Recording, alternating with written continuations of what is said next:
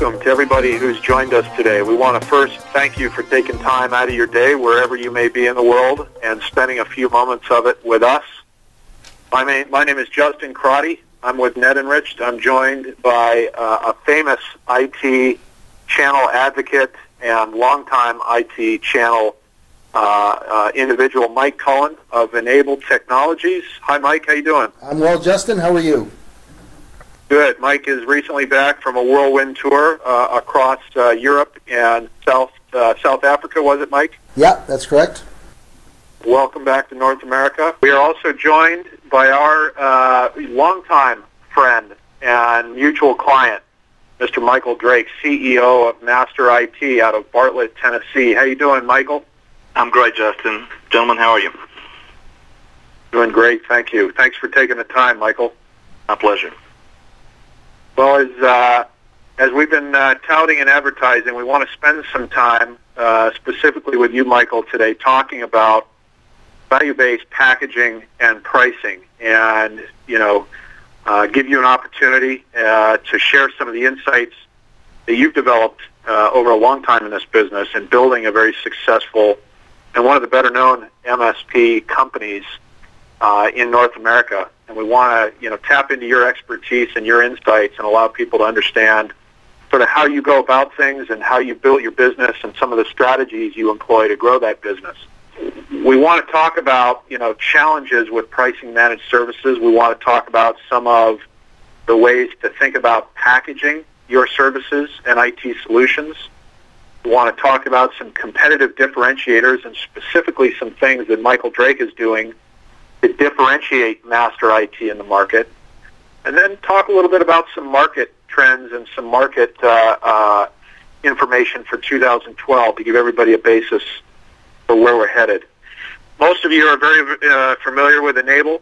Enable's been at it a long time as one of the leading IT channel companies and managed services technology platforms. We can answer any questions about Enable or Net Enriched for that matter. But really we want to get into the meat and potatoes of the discussion today, which is really centered around Michael Drake and some of the strategies he deploys to grow his managed service business. So let's get right to it. Michael, why don't you take a couple of minutes and introduce Master IT and kind of where you guys are and what you guys are doing. Sure, Justin. We started the company in late 2005, and our business plan was really to be a pure-play managed service provider. And at the time, we acquired a reactive provider, and my partner, Gary Wiseman, functions as our President Chief Technical Officer. And I think that's an important note to mention because our colleagues in the industry that we see as successful have really divided the house into two.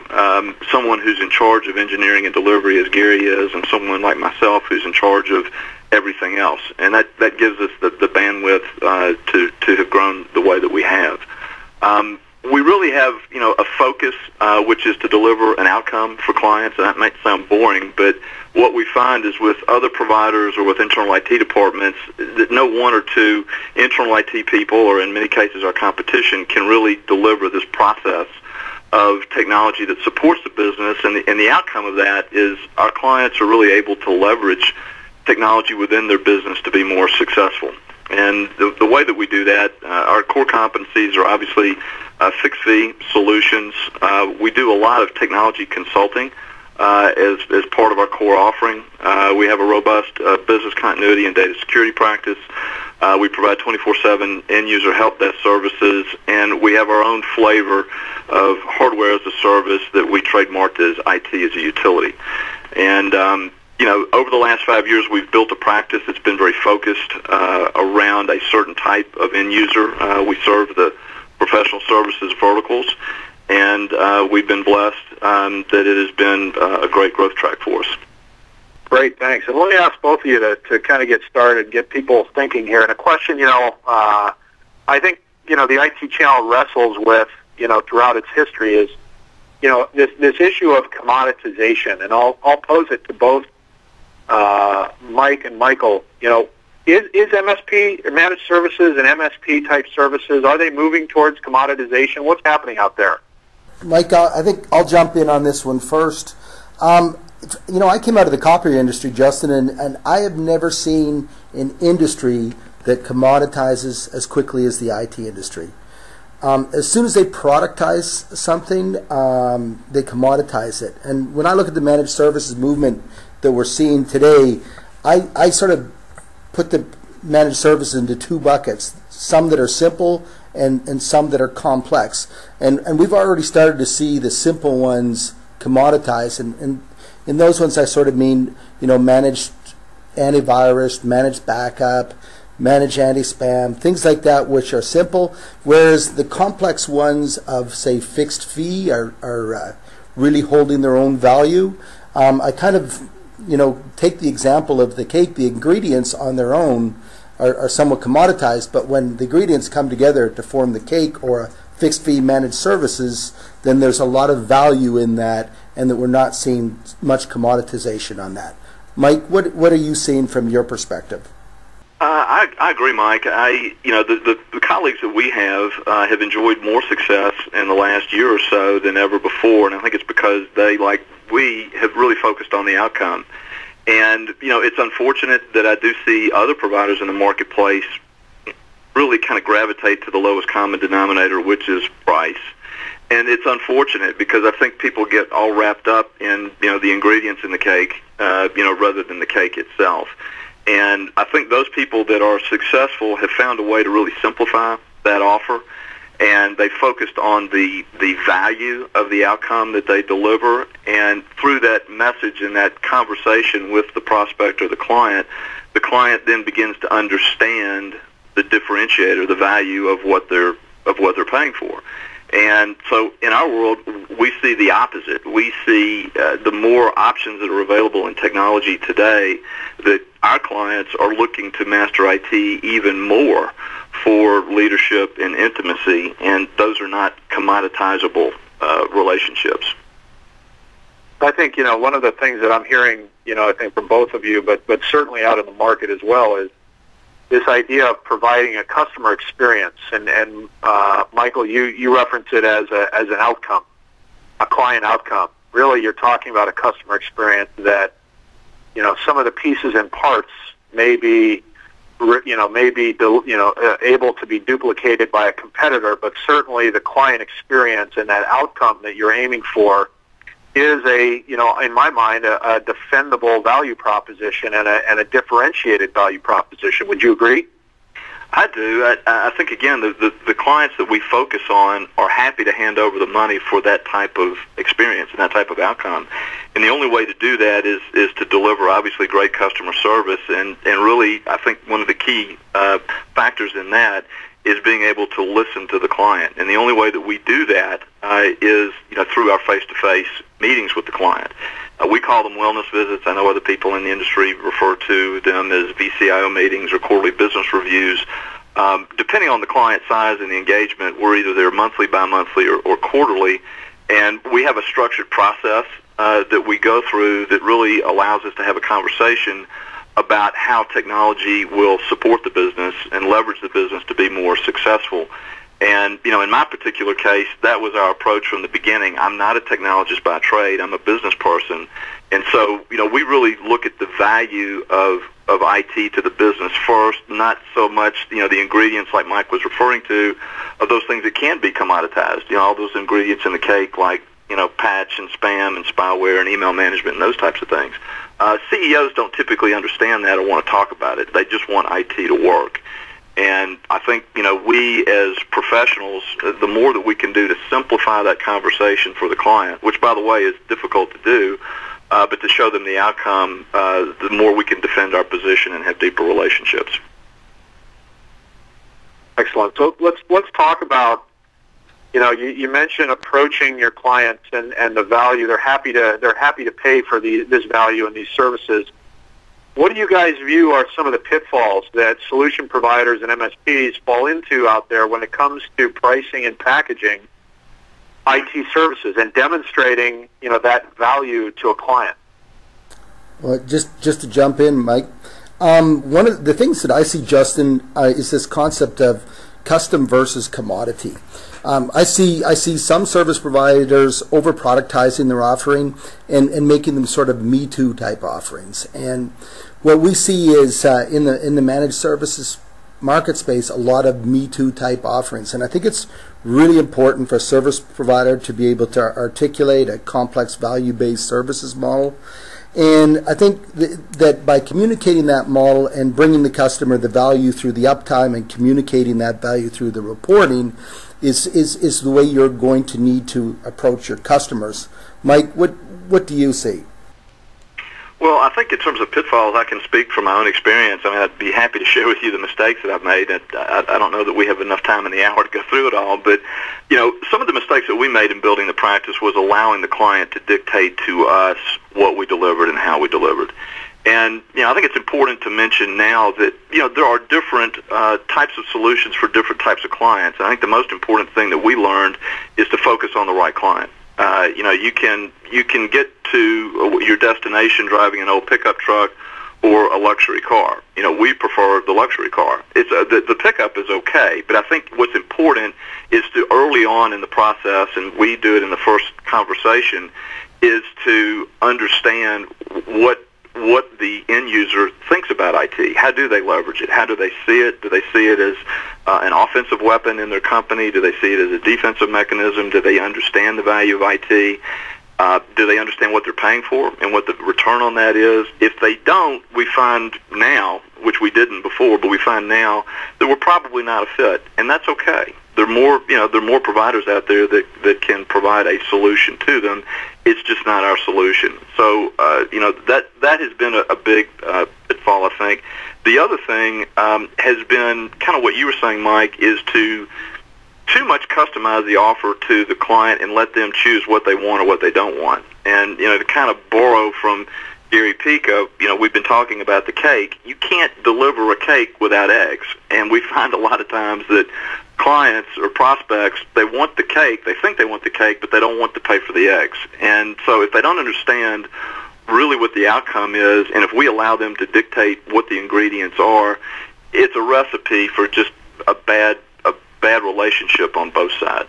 So I think that what we've learned is focus, find our core, and through process make that core offering better every day, and that way we can reference it, and there's nothing more powerful than that reference. You know, Michael, you reference, you know, I think something that's easy to say, but you know, very difficult to do, and that's, you know, potentially walking away from a prospect. And I know, Mike Cullen, you've got, you know, some thoughts around this, but what do you guys, you know, how often, you know, do either of you walk away from a perspective or a prospect when the fit just isn't there, and you know that what they expect or what they value is not what you provide? How, you know, talk a little bit about that. Sure. I have two thoughts about that, Justin. Number one, we recognized over time that our solution sale is a numbers game, just like everybody else, and we've trended at about a 25% close rate. So we know going into that first-time appointment that 3 out of 4 people that we talk to are not going to be a fit, or they're not going to be a fit now. And so that's okay. So that really changes our attitude, number one. Number two is over the last couple of years, we've really kind of reassessed our portfolio as who's a good fit and who's not, and I mean mutually. And, you know, we've thinned the herd some there to allow us to focus on, you know, higher effective rate clients and people that are just better fits. And the overwhelming response that we receive from a client when we, for our employees, when we choose to close the book, shake hands, and part friends with the client is, you know, why didn't you do that sooner? And, you know, it has actually a positive effect on morale and on margins. And, you know, that's a hard thing to say, particularly when you first begin. But looking in the rearview mirror, those have been our best experiences. And Justin, from my perspective, walking away from a prospect's a very difficult thing, but understand that as a managed services platform vendor, I mean, a lot of our costing is up front. So when we bring on a customer, we have to onboard them. We teach them how to become an MSP. A lot of our costs take place up front. So we want to bring on somebody that's a fit, that's going to stay with our company for a long time and enjoy a mutually good relationship. So yeah, absolutely. We have to at times walk away from customers or prospects in particular that are not going to be a fit. Yeah, and I've always said I agree with you guys, and it's extremely important, especially in a service-intensive business, because it's not just a customer that you're going to make a sale to and move on. I mean, you're living with that partner every day, right? As you build your business and as you deploy services and as you service that environment and as you take care of that customer. I mean, this is an everyday relationship, and I think any everyday relationship has its ups and downs, and it's got to be a fit where they value what you bring, right? You can overcome some of the challenges that may occur in that relationship over time and ultimately be stronger at the end of it. So very important in the IT services space, and I think a lot of people don't spend enough time evaluating, is the client or the prospect that they're targeting or talking to, want the same things out of that relationship that maybe we do, and that's a very challenging thing to do. But once you have that feel, and as Michael said, it changes their attitude. Once you have that attitude, and once you understand what those prospects that you're looking for look like, and you can target those specifically, I think you have a lot less churn on the back end. You have a lot less customer retention issue, and you've got more profitable, healthy relationships going forward. So I think it's hugely critical. Justin, can I add just one more thing? Absolutely. What we learned over time is the sooner we asked very difficult questions, the sooner we got to an answer, yes or no. And things like, what are you paying for IT? And if they're balking at answering that question, it's going to take a long time to get to the answer. And we ask, how do you value it? What are you paying for it? How do you build for it? What kind of outcome are you receiving? How would your employees grade IT?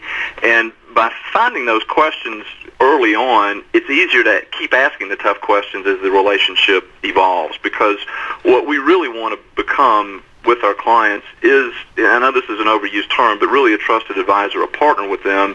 And I know in my own business, and Mike Cullen and Justin Crotty both have been great partners in this, of asking me tough questions. Because, what we've found over time is, say 18 months ago, we asked these tough questions and somebody wasn't ready for us. Well, what we found this year is those people have come back because they at least respect us for the outcome that we deliver and the tough questions that we ask.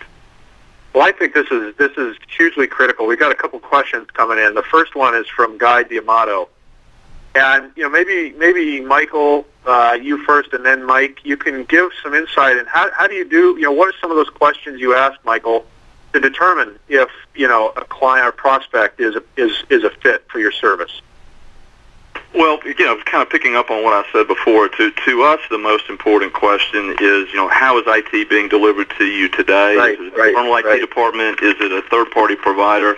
And how are you being billed for it? And that tells us a whole lot, right there, because typically if somebody has agreed to a meeting with us, there's pain somewhere.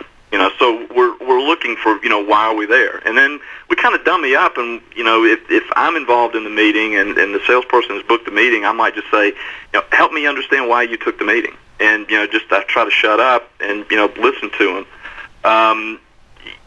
After that, we start, getting into maybe, some questions about the business, in terms of, how do they leverage technology? Who are their competitors? What's their business like? Where do they rank, in terms of their market? We've always said that if there's a low-cost provider in their market, a lot of times we're not going to be a good fit because we're, again, more of that, luxury car approach. And that's fine. There's no judgment there. It's just that we're different. We ask them if they have a budget for IT. That tells us a lot. And then we get down into really, what's the pain? What's not working? Can you attach a value to that? What would your clients do if you were down? This last problem you had, what did your internal IT department do to fix it? Or what did your current provider do? And it just, ask some of those probing questions. And what we try to do is just get them talking. So that we can associate that pain with later on what the value of fixing that would be with a different outcome. as an MSP platform perspective, there is a ton of churn in this marketplace. 40% of our new customer acquisition currently is coming from churn. It's not easy to become an MSP, and we feel that it's the right thing to bring on the right customers. There's probably somewhere between 50 and 60,000 service providers in North America. Probably the top 20% are a good fit to becoming MSPs.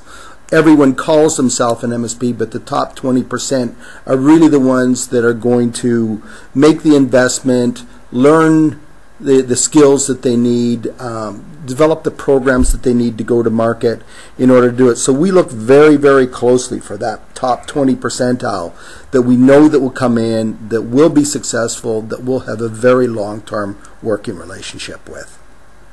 So there's a question here, and I know this is, we're not specifically talking about business model. Well, the question is, would you go so far, Michael, as to walk away from a client who wanted, say, only break fix, or wanted you to service them in a sort of traditional, reactive IT service mode? You don't take those types of clients, correct? And your philosophy is they're going to take your value proposition kind of soup to nuts, or you don't do business with them. Is that correct?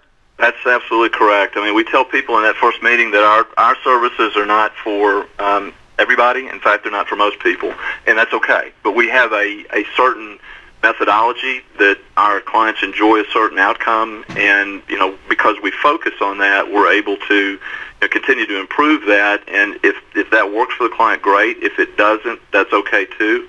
And I can tell you again, mistakes along the way. I told you we acquired a reactive provider when we began.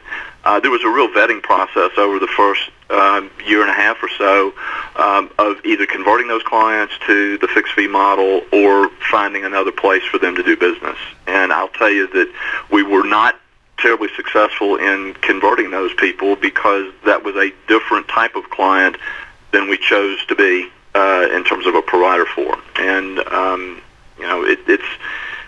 we tell clients that we don't do projects for anybody that's not a fixed fee client, and we don't do reactive services. So again, that's allowed us to focus. Interesting, very interesting. I think it's a great focus. So Michael, as you look at some of the successful MSP businesses out there, yours being probably one of the more notable ones in North America in the IT channel, what do you think kind of the core ingredients are to build a successful and profitable MSP business? What are some of the things, the absolutely non-negotiables that you think are required, not only to get up and running, but also to carry on long-term success and to grow? Yeah, I think, just the basic things. Number one is obviously build a practice that's referenceable and repeatable, that's fully documented, that doesn't depend on any one engineer, that it's the company way. Number two, I think, is to build a sales engine that can consistently bring on monthly recurring revenue. And I say consistently because I believe that sales drives delivery, and that if there is a constant rhythm of onboarding new clients, then delivery will just be that much better. And then I think, as I look at our business and I look at my heroes in the business, the ones that are really, really successful have a complete command of the business. They know their metrics, they know their numbers, and this might sound rudimentary, but they have a strong business plan that they stick to. That is a non-negotiable. We have a one-page strategic plan that we have on one end the core values, the things that never change, and we have the things that change on a daily basis. But we're able to communicate that not only to our management team, but to every employee to show them where their role fits in the overall success. So that's a kind of a broad brush overview, but I think those are the real key ingredients to success. Mike Cohen, one of the things that, you like me, you travel all over the country and to other countries talking to hundreds of VARs every month. And you certainly have a good view of the marketplace and what some of those best practices are. What do you think some of the non-negotiables are in terms of VARs or service solution providers that want to build an MSP practice, or maybe have an MSP practice and want to grow it? What are some of those non-negotiables that you see are required to be successful and grow profitably? Well, I think probably first and foremost, I think there's a maturity process in becoming an MSP.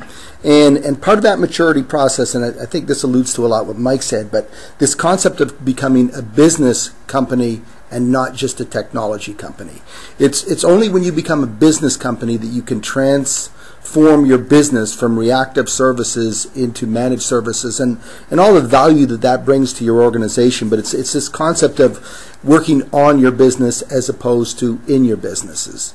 And as I look at the most successful MSPs across the world, I see that dual component within the organization, much like Mike and Gary share, in that on one hand we have a technical capability of executing on the vision, but on the second hand we have the business component that can create the vision and the direction that it's going to go. And I see service providers all over the world, and the most successful ones all share that dual yin and yang component of technology and business. I agree. I couldn't agree more. And following that up, Mike Cullen, what question that we've been getting, you and I, when you talk about the technology required to build and run a successful managed service business, and the partnerships that you bring in and the business side of that equation. You and I have been getting a lot of questions from partners recently about, are you and I competitors? Is Enable and NetEnrich competitive with one another, especially since we've been sort of highlighting what has been an ongoing partnership on the technology side for some time? Are we competitors? Are you and I trying to eat each other's lunch here, or do we bring a value proposition that bars need to grow a successful business? Well, it's kind of funny, Justin. I think if I would ask my daughter that question, she'd refer to us as frenemies. But if I ask myself that question, I'm writing that one down. If I were to ask myself that question, it's kind of like we're the Ron Woods and the Keith Richards of the Rolling Stones. Like independently, we offer solid solutions, but together we offer an unbeatable solution, and one that is able to deliver high-value services like the ones that Michael Drake delivers. I think where things get blurred is at the low end of the market, where companies try to substitute one for the other, when in fact we're complementary. We're not competing in any way. And these are the companies that are just trying to cut costs, to sell on price, the ones that are commoditizing the marketplace a little bit. But our solutions are very, very complementary, and together produce service providers like Michael Drake, who, in my opinion, leads the industry. I couldn't agree with you more. And Michael is an example of a partner of both of our companies, and that's been engaged with each of us for some time. Michael, maybe you can share some insight into how you leverage the platform and the IT operations components and the RMM component and the Enable automation platform, how those two things complement it and what it's meant for your business. I'm still trying to get the vision of you two jumping around on stage like Rolling Stones, so I'm a bit stunned. We've been a partner with Enable now, Mike, for 6 years, and with NetEnrich now for 2, and we took this very, very seriously. In fact, I flew to Ottawa, Mike. You remember that on your birthday, and presented my business plan to Enable because they were so important to us as a partner. And we began our practice, first by building out our own NOC and the process of doing that, and as well as the business transformation services on the sales side, everything that they do in partner development, we drank like Kool-Aid, and it really worked very well for us. And so over that period of time with the Enable relationship, we learned a whole lot about how to deliver. And, we were able to then build our practice around that and our delivery model around that. But as we began to really grow, we looked at, what was, back to kind of your non-negotiable. One of the things that's non-negotiable for us is anything that's client-facing, we want to be at the very tip of the spear on. And so we were able to partner with NetEnrich to have them as an extension of our team in performing our NOC functions that are non-client facing. And what that did is that allowed us to provide a true 24/7 operation that we didn't have the capability to do before. And I'll say this too, Justin, what we learned through working with Ned and Rich is we were able to reverse engineer some of Ned and Rich's onboarding processes to help us become better, not only with our own delivery, but even through the sales process. And so, those two partners are really the key partners for us because it is really the ERP of master IT, so to speak.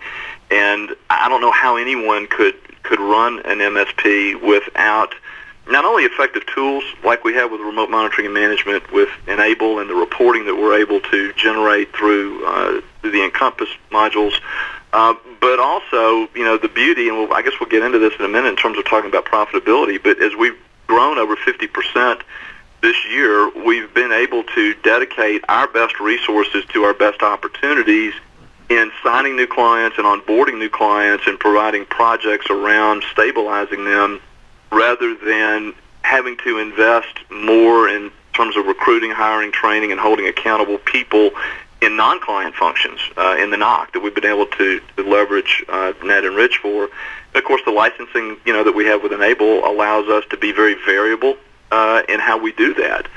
So I hope that adequately explains how important both of you gentlemen's companies are to Master IT. We couldn't do it without you. And, we eat our own dog food. I mean, we're in the business process outsource business. Why would we not, rely upon partners who do things better than we to leverage us for our own success? Let's talk about that. You mentioned it a second ago, Michael, this idea of how do you, price and package your offerings and take that, those offerings to a client with that outcome in mind. But how do you do that with value-based pricing and profitability in mind? And how do you make sure that as you grow, your profitability is where it needs to be for every client? And how do you battle, some of the client tendencies to, grind you on price and get lower pricing and all that? Talk a little bit about your approach there.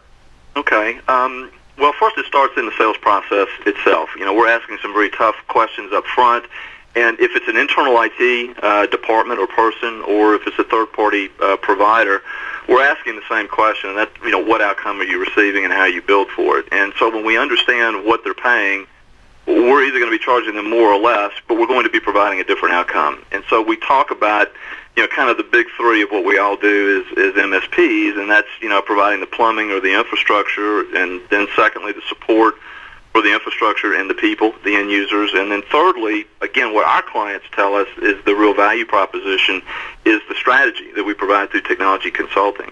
And so we've worked really hard in the last year and a half or so in simplifying our offer.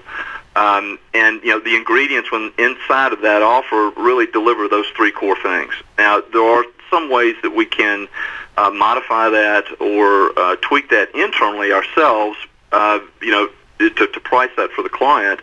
But we present it to the client really as an engagement. So the one thing we don't do is we don't die death by line item.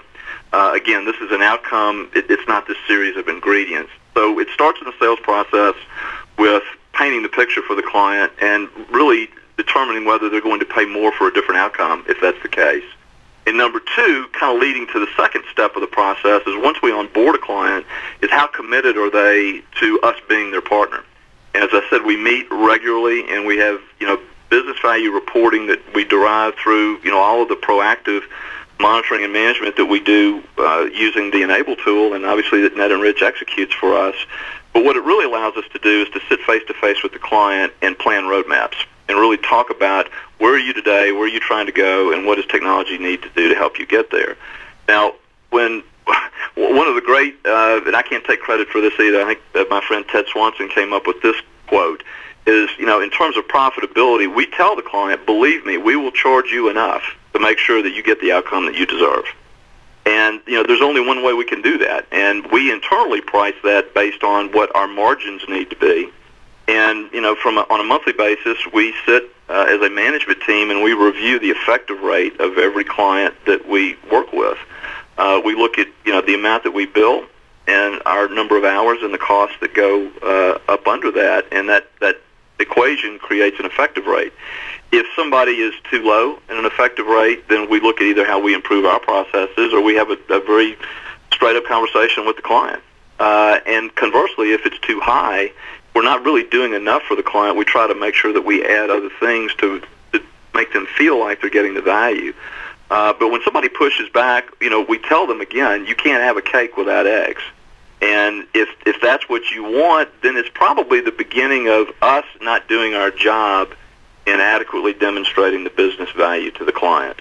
Or two, there's something going on within their business, they're feeling pressure, and maybe they're not understanding really what technology is doing to leverage their business. So again, that goes back to the tough questions that we have with the client. But even though we do, 95% of what we do for clients remotely, we are touching them all the time, whether it be, through newsletters, events, our wellness visits. We're trying to be as intimate with the client as we can, and we're trying to show them, what is on the horizon in technology, because we are their IT department, and what that means to them. So, if it is the consumerization of IT, and they've got a sales force that wants to, implement an iPad project, we're talking about that. If they don't hear it from us, and they hear it from competition or somebody else, shame on us.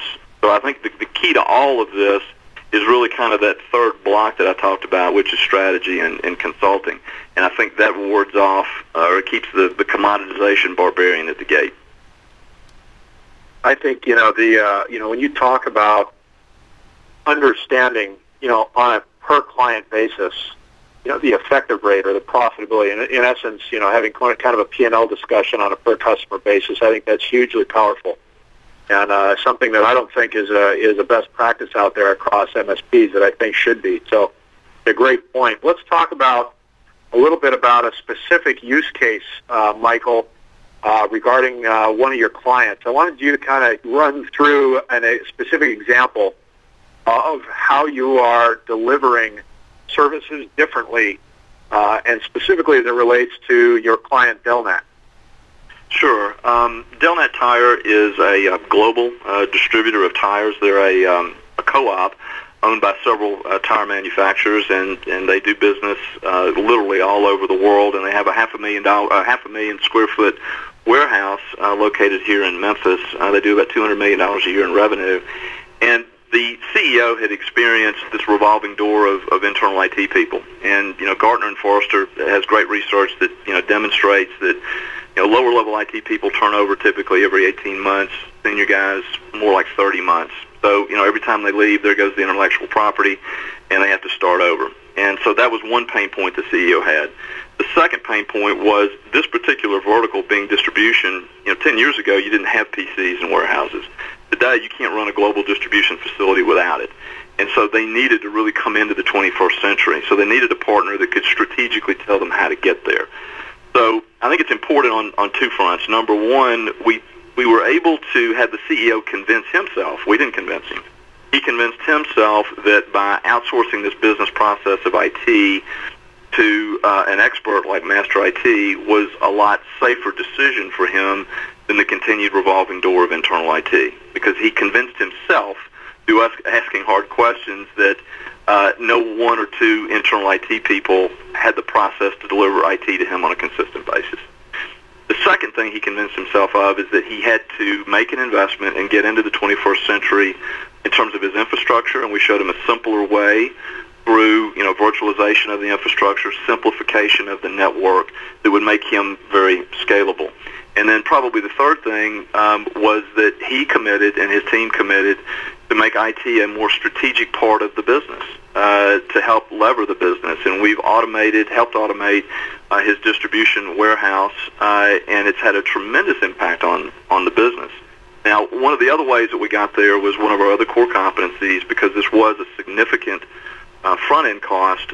We were able to deliver not only our fixed-fee managed services, but also the hardware as a service that really was a cash flow positive to him instead of a cash flow negative on day one, because we bought back his infrastructure, we standardized, stabilized it, and now we're refreshing it as part of the managed service. And it's really changed the way that they do business. And I would say, Justin, that the ongoing service in terms of our 24/7 management capability that we didn't have before. Like most MSPs, we had an engineer on call when we weren't manning the knock. Their particular location in the city of Memphis is in a really unreliable utility grid, and power goes out quite a bit. And because they interface with people all over the world, they just can't be down.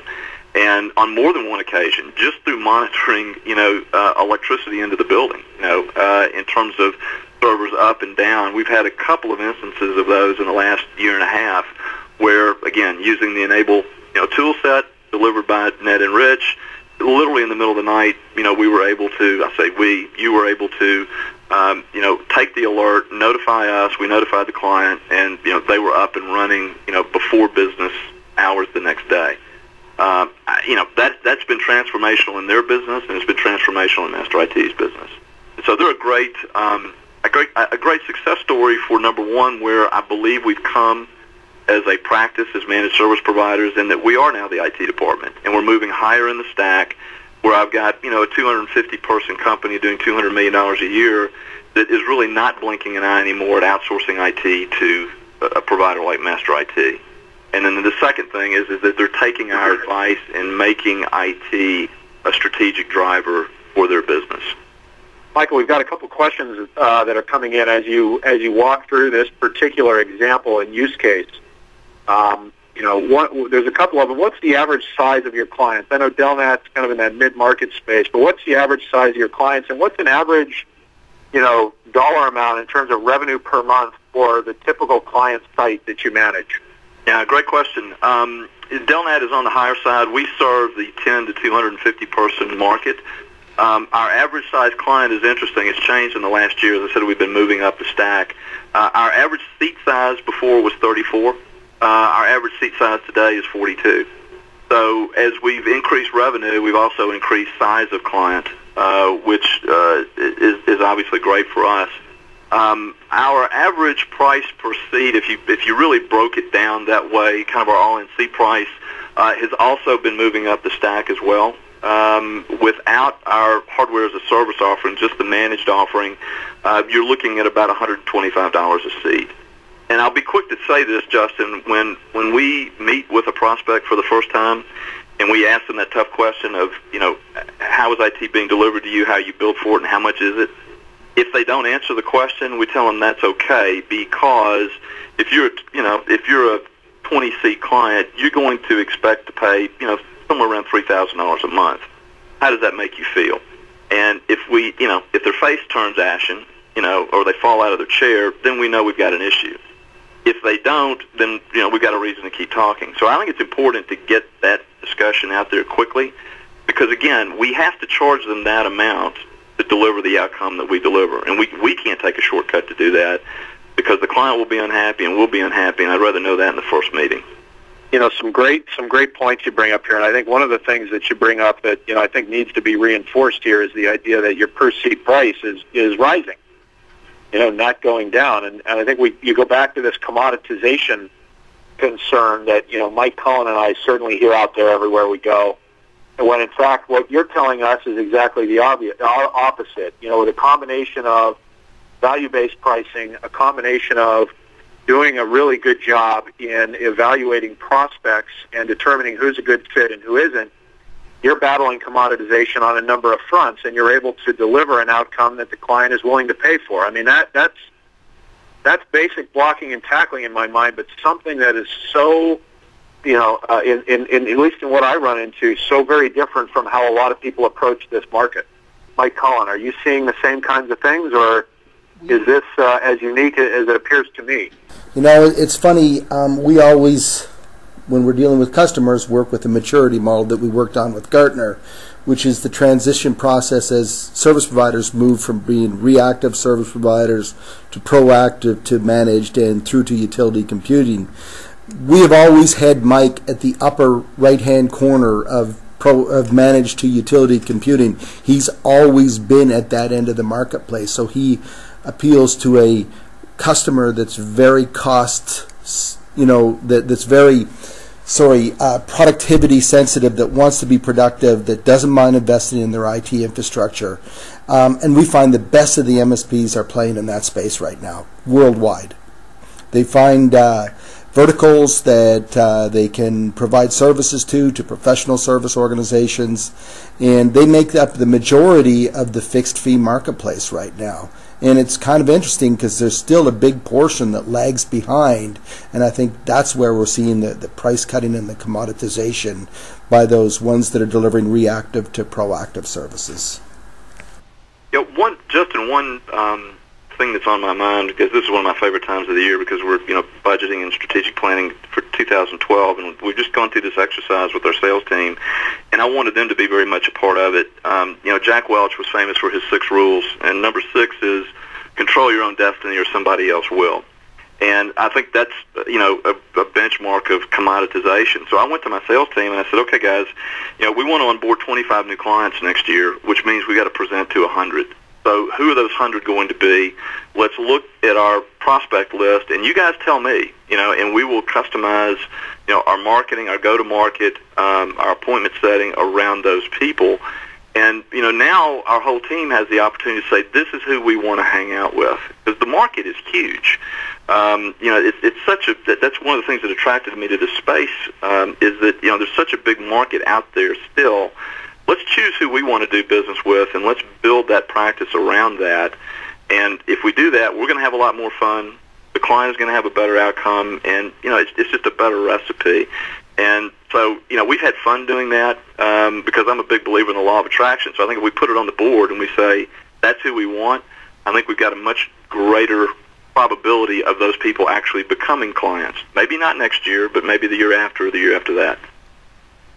So, Michael, you bring this up at a great time. I'm getting some questions from the audience around, what is your market strategy for 2012? You talk about, the opportunity that you see here. What are your verticals? What is the kind of the sweet spot company size, seat count that you guys are hunting? And talk about a little bit about this. We haven't talked about it yet, but, is the move to cloud and cloud-based resources changing the way you price or approach how you deliver services? Yeah, those are great questions. I'll start first. So strategy for 2012. This year, 2011, we've gone higher in the stack, and quite frankly, we have replaced internal IT departments, and those have been more like elephants. And for 2012, strategically, we would like to have deer in our sights instead of elephants. So that's another reason why I was asking the team to really pick who they wanted to work with, because we'd like to have more and more of those 20, 30, 40-seat clients, and we want to target those because they're in a, I said we want to onboard 25 clients next year. So if we're doing 2 to 3 a month, then, that's a constant rhythm. And it's a lot easier to onboard a 25-seat client than it is a 200-seat client. Regarding verticals, we're still very focused on the professional services verticals. Medical in the last year and a half has been a big uptick for us, but our number one vertical is financial services. So we'll continue to concentrate and reference there: legal, accounting, healthcare, distribution. Those are our major professional services verticals. And in terms of what we're forecasting for next year, that's a great question, because we have a board meeting next week, and I'm going to present the original budget for 2012, and I've actually shown a significant increase in managed services revenue like we had this year, but an actual decrease, and a fairly significant decrease in project revenue, because, we virtualize as much as we can in the current environment. Our cloud delivery model currently is more point solution than total, but we're moving in that direction.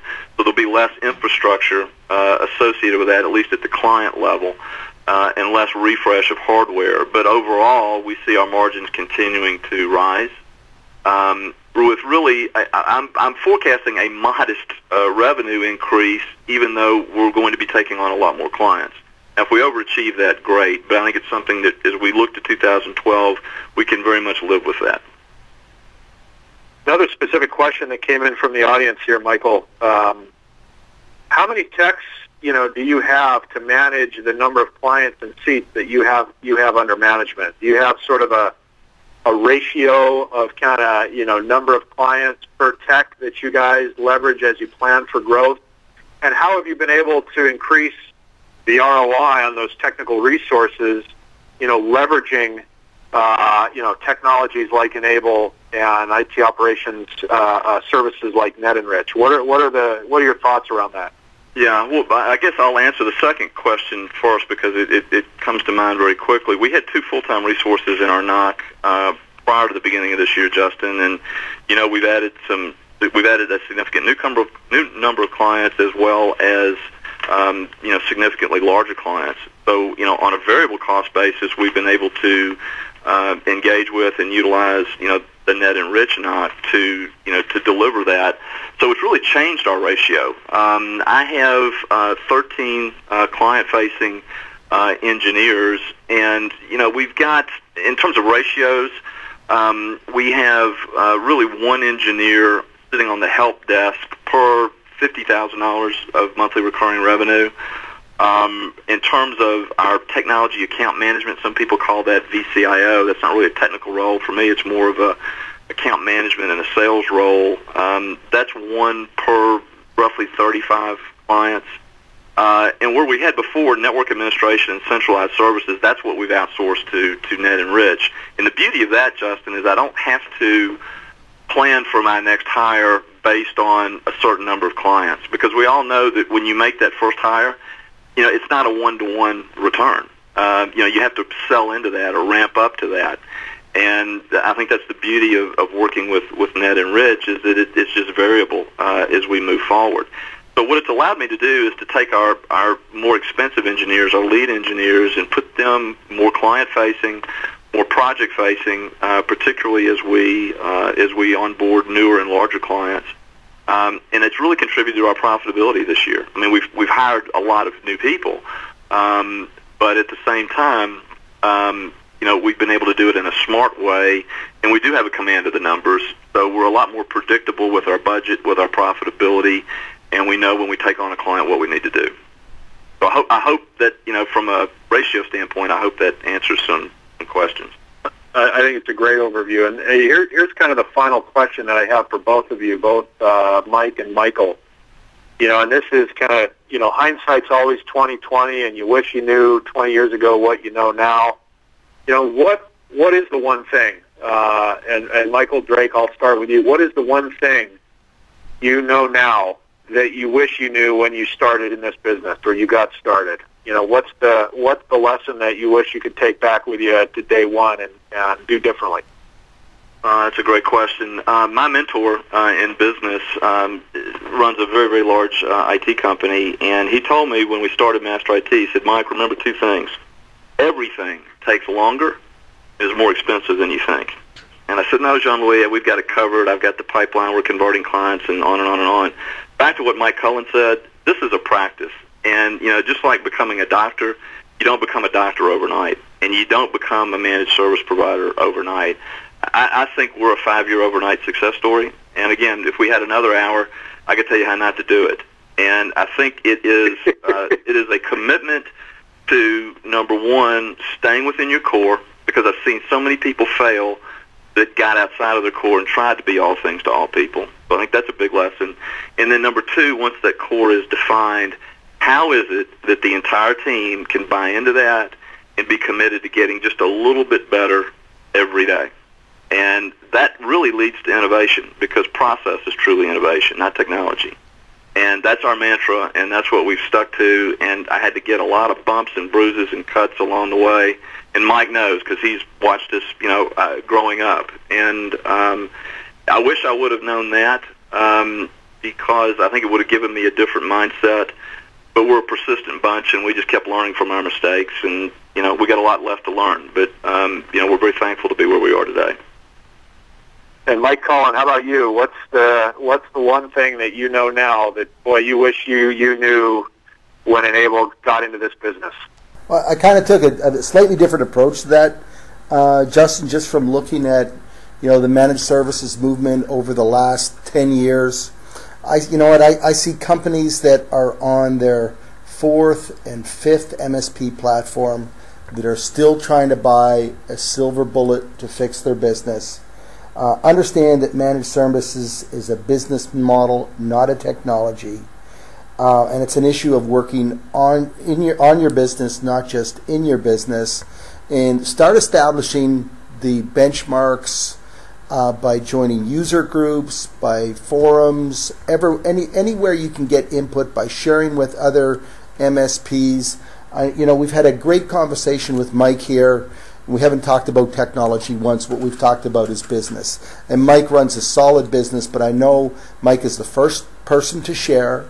Mike's the first person to join user groups. Mike's the first person to benchmark his business, and he's offered up his benchmarks today. And if you do that and work on your business, I guarantee you'll become a more successful MSP.